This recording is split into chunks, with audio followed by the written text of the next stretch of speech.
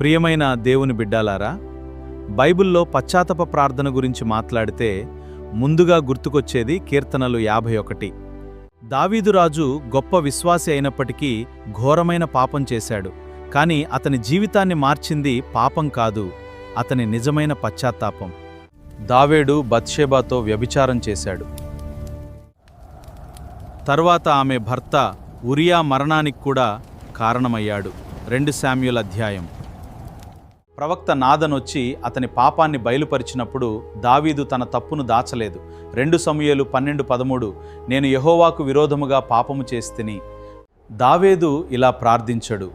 కీర్తనలు 51:1-2 దేవా, నీ కృపచొప్పున నన్ను కరుణించుము, నా దోషమును పూర్తిగా కడిగివేయుము, నా పాపమును శుద్ధి చేయుము.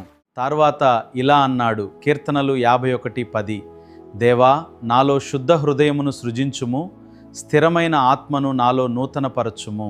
గమనించండి, దావీదు కేవలం క్షమాపణనే అడగలేదు, మారిన హృదయాన్ని కూడా కోరాడు.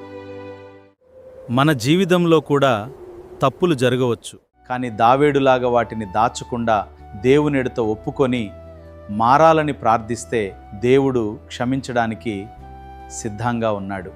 తదుపరి భాగంలో దావీదు పశ్చాత్తాపంలో ఉన్న 5 గొప్ప లక్షణాలేంటో తెలుసుకుందాం. దేవుడు మిమ్మల్ని ఆశీర్వదించుగాక. ఆమేన్.